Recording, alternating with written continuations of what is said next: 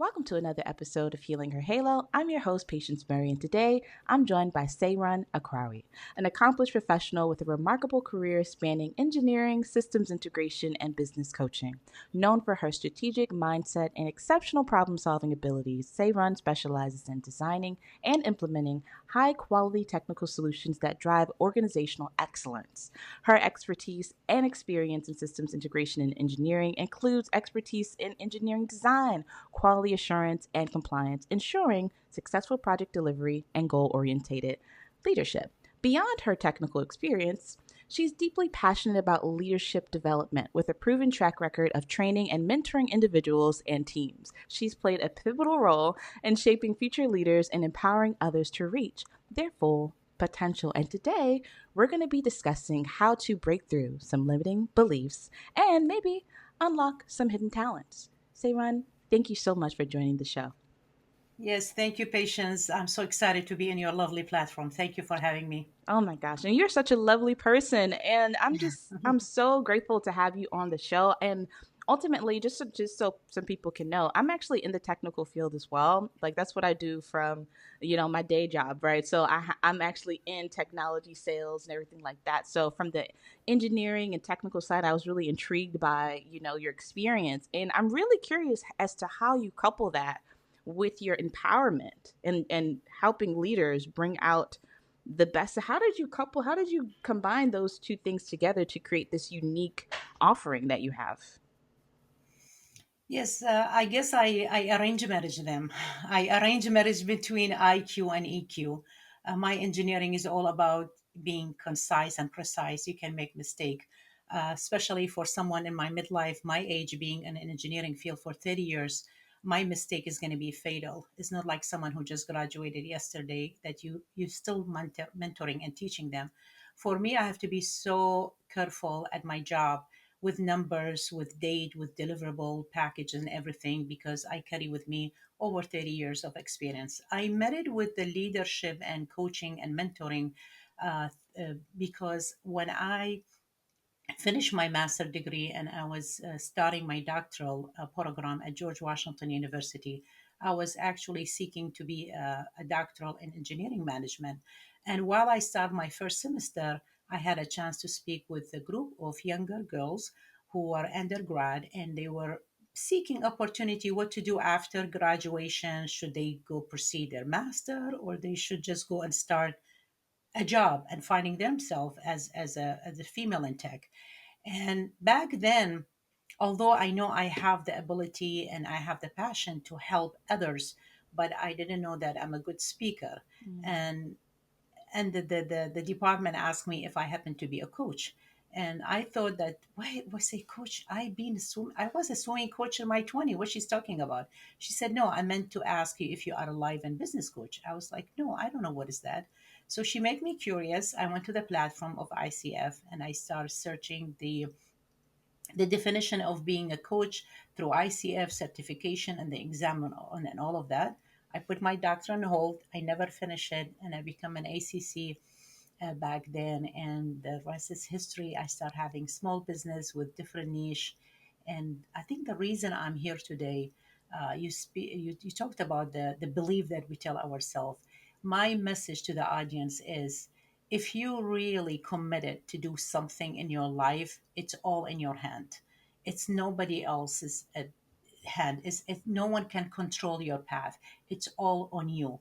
And this is coming from someone who's been in tech for so many years, who had old, wrong belief in herself, no confidence.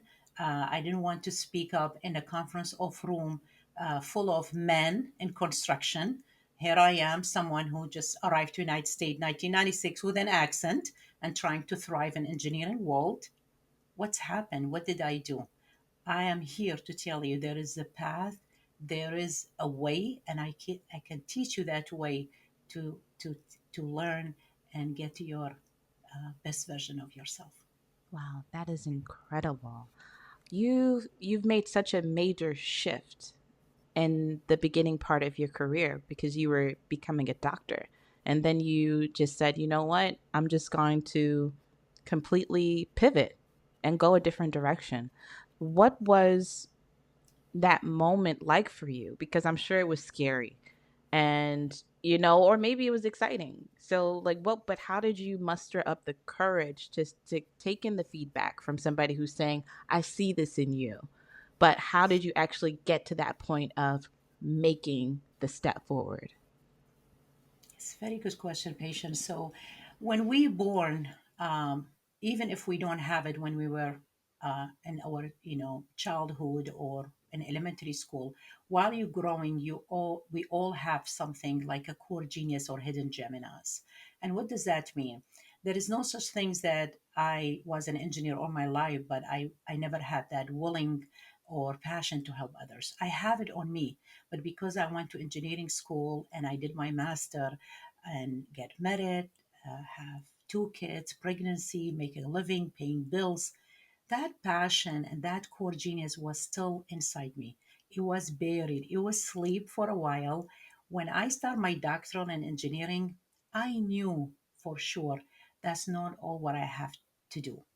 I asked myself, is that all? If I become a doctor in engineering and I start teaching younger engineer, younger student in the university how to be an effective engineer, is that all what I can do? I don't think so. Patience had a podcast. She has a day job. Is that all what she can do? I don't think so. And that's to all the women who has big dream. We can do more than one things.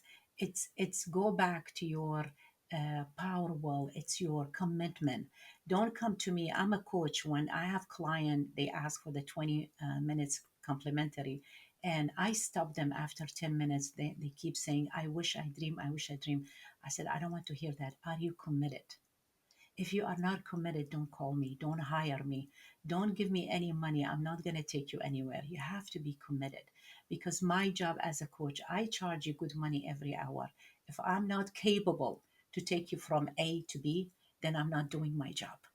I'm not here. You are not here to vent. I'm not your friend. We are not speaking about your personal life. You are here to fulfill your dream. You are here because I'm your change agent. I've been through it. I cannot take you somewhere that I haven't been through it. And that's exactly what's happened with my old niche when they asked me to be a transition expert. I'm an international tech woman who come to United States in 1996. I've been through all that stereotype, racism, feeling little, belittle at work, saying rude comment to me. How can I teach you about how to overcome those obstacles if I haven't been through it myself? I cannot be, I'm not capable, I'm not competent to teach you to go through that path if I haven't been through it myself. So when the international were coming to me and said, okay, I'm an engineer, I don't want to speak up in the meeting. When I get to the meeting, especially in construction, I tend to sit all the way in the back where the door is. And I ask them why. Well, I'm shy. I'm an introvert. I don't want to speak. It's full of men. They have more experience. So everything you're telling me is your own story and assumption. You are assumed that you are not capable. You are labeling yourself you are not competent. No one else said that to you. You said that to yourself. And when the meeting finished, you said, the guys didn't take me seriously. Well, honey, you didn't take yourself seriously. How you expect people to see the power and value of in you if you are not seeing it inside you yourself? You can tell me all day long I'm beautiful or I'm skinny. If I don't feel that way, you cannot put that in my head. So start with your own belief. It's all inside job, Patience. You know that very well. You smart young lady. It's all inside you. I can cheer for you all day long. If you feel broken, if your soul dead, I cannot help. It has to start with you, and you just seek mentorship and assistance from others. But gotta start with you. That's so powerful. And I receive every word, and I hope every woman that's listening is just absorbing every single piece of advice that's being given now, because I do feel like this is a masterclass of just number one, finding that internal strength to say, I am enough, to say, I can do this. And sometimes that's not the easiest thing to do when you have a lot of things going on in life sometimes, Yes. confirming the opposite, right? Or you maybe have the wrong people around you who are saying that you aren't enough, or just reaffirming that you can't do it, or maybe showing you that because they can't do it, you can't do it, right? And that's a whole nother thing, just being in the wrong environment around the wrong people when you're trying to do this internal work. And for those women, right? Like, and they would probably have to work a little harder, I'm sure. What would be the Yes. first step? Like, what would be the first step for them to, even though they have the challenges of the environment, what can they do for them inside to build up that internal power to push Yes. through for themselves? Yes. It's not an easy job. It's not 48 hours, tools that I can give it to you and you can be all done. I'm doing it in 2 days and I'm good to go. The obstacles and the challenge will still be here. I still have those challenges in front of me, even after 30 years of engineering. But the skill is the key is to learn how to mute that noise around you. You just said something very profound. It's true. The way how you grow up, the way how you, the environment you are around, the friend, the parents, the sibling, all the environment around you can put you either up or down. It's up to you to choose what is really working well for you. Those noise, those clutter around you is still going to be there, especially now in this social media, AI, and having all the technology change every second as we speak. You're going to open the media now and you're going to see Elon Musk, had another innovation, right? He's solving another problem. Mm-hmm. So it's not that you have to run with that technology. You just have to cope with it. You can be scared from ChatGPT. You can be scared with AI. You can be all terrified. Oh, robot will take my job. No, the key is here to be friended. You have to cope with it in a way. You have to learn it, not to be expert right now, but at least not to avoid it. Because those obstacle and blocks, and one of them, let's say I'm an old generation, AI looked scary in the beginning for me. But if I keep pushing it on the side, guess what, patients? It's still going to come in front of me. I can avoid it. It's here. Same thing with the iPhone. We all used to have the flip phone and nobody complained. We didn't have the iPhone and everybody said that's not a good technology. But guess what? Everybody have now a smartphone. It's the technology we have to keep up with. And going back to your question, my advice to someone who has all those limiting belief, who think that yes, they know that it is an inside job and they have to start with something, I always advise them the very first things they need to do to be clear about what they really want to do. I have client come to me in their early 30, they just got married, and they said, oh, my goal for 2025 to get pregnant, to get promoted, to travel with my husband, to get my master's degree. Whoa, whoa, whoa, whoa, wait. You just told me 12 things happen in 2025. I'm not saying you are not capable, but you have to be clear. The clarity is power, patients. Clarity is a weapon. You need to be clear what exactly you want to accomplish in 2025. You said you are in your early 30. Do you want to postpone pregnancy until you are 48? I don't think so, right? So maybe having a child in the beginning of your 30, you can just get pregnant, get that child, deliver that baby, and you will be done. The master degree can come later. The travel with your partner and your husband can come later. If you are all over the place, you're not going to accomplish anything. It's same thing like mastery. When you want to master something, you have to give it all 100%. You book this call with me in podcast, and I'm very happy to be with you in this platform, right? Imagine I'm with you and I'm texting my daughter and I'm looking at my email. Not only I'm not respecting your platform, I'm not respecting my reputation as a coach. So I'm not mastering anything here. I'm giving you 50%, I'm giving my daughter text 20%, and I'm giving the email 30%. And guess what? At the end, I am messing up everything. I am not master. I'm not having a black belt in my experience. I'm not having a black belt in my reputation as an engineer and as a coach. So clarity for those younger listener who has this noise around them.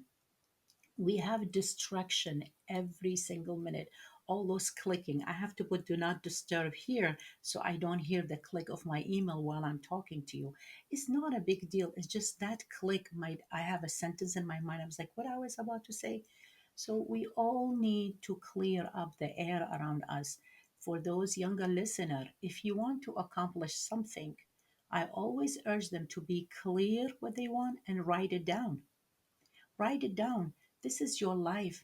This is your craft. I'm a coach. Yes, I am guiding you, but I am not a magician. I'm not going to make you confident 100% in 1 week being with me. It didn't start like this for me as well. When I came to United States, I was 26.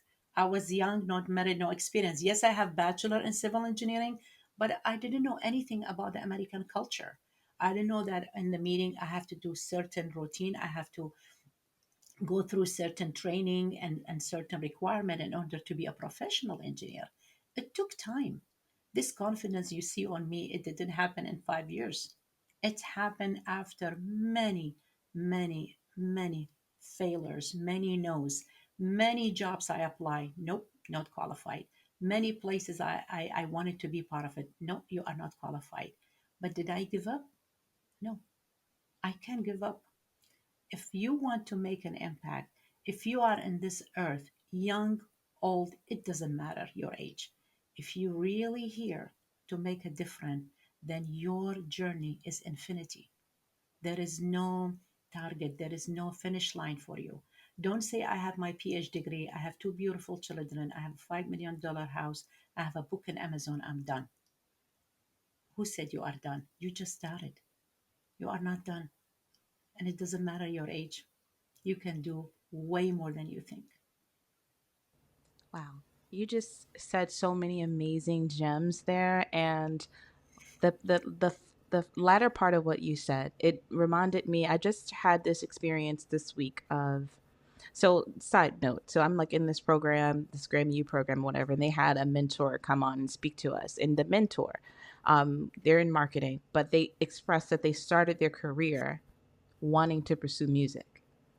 Yeah. And it's they put the dream away and everything like that. And somebody asked the question, what's your biggest regret about your experience, like in your career? And they said that it was not continuing to pursue their music. Yes. And immediately, I just felt like I just wanted to just give a whole sermon and like a speech like, hey, it's not too late for you. You can still do it. If, God gave you the dream, you can go after it.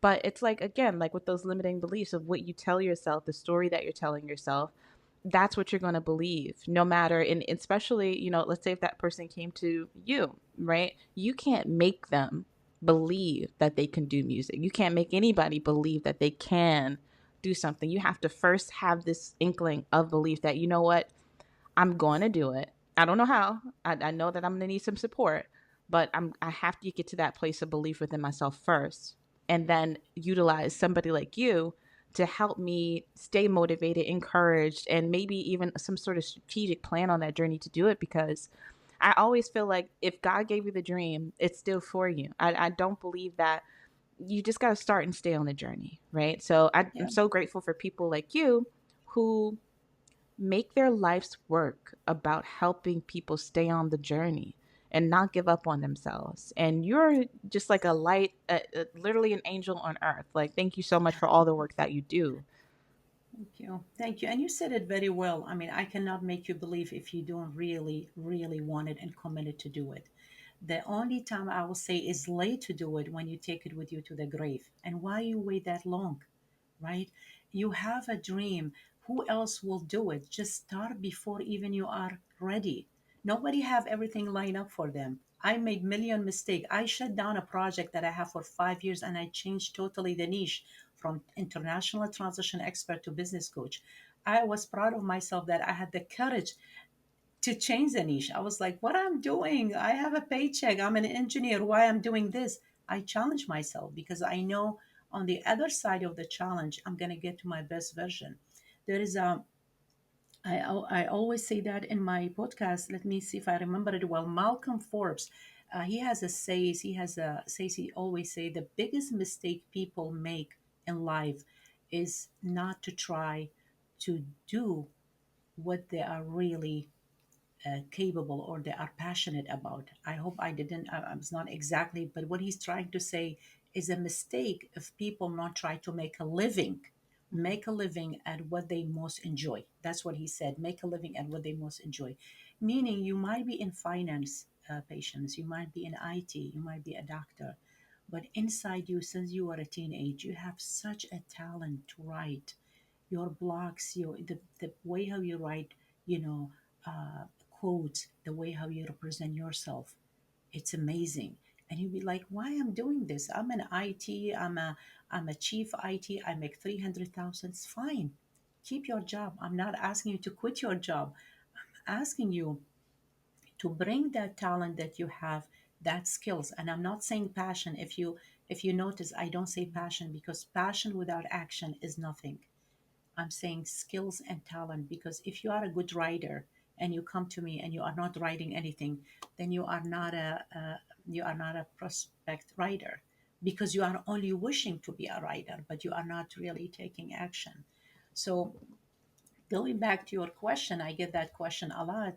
What is the steps, right? For the sake of your audience and listener, what is the steps to reach your best version? In my podcast and my speech, I always say the same thing. I never change it. It's three steps. Again, going and connecting with my technology mindset because when I think strategy. As you know, all engineers, it's Mhm. problem solver and equation and math. I always say clarity is your foundation of the house. Imagine if your house built on a very bad foundation, is vague, is no clarity. That building will fall down. So if your foundation is clarity, you are good to go. So you build your foundation with clarity. Then the second thing is, again, I didn't say passion, I said action. So the skills and action, that's the building. So you keep doing action. You're building the door, the wall, the window. That's the action. Then the last steps for success is the roof. How to keep that house stable against all going the wind, all the obstacle around you is by grit and perseverance. You keep doing what you're doing. Clarity, action, and grit. With those three sequence, you can go wrong and you can accomplish anything you want.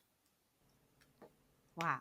You are phenomenal. You are absolutely phenomenal. And okay, usually, like typically, we do ask during the end of, the episode if there's Yes. anything at all that you could share to put a spark back to in somebody's halo, but you've already given us so much. You've already just given us so much. But what I do want to ask you is when there was a moment, right?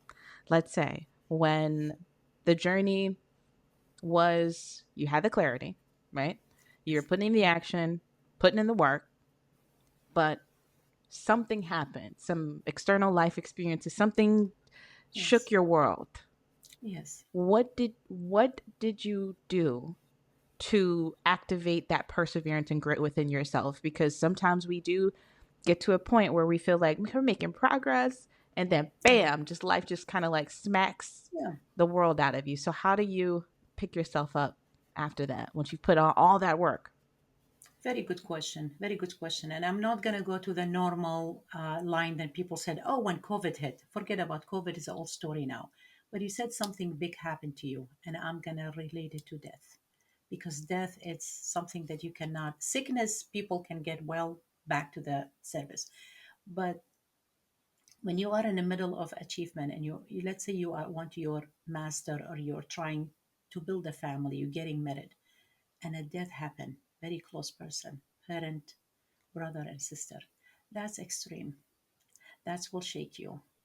I'm not expecting you if you have someone very close to you died all by sudden, cancer or sickness or anything. Oh, patience, I didn't see you on the podcast. Say what now? She has death in the family. How are you expecting her to go back after 1 week, the same patients that you know?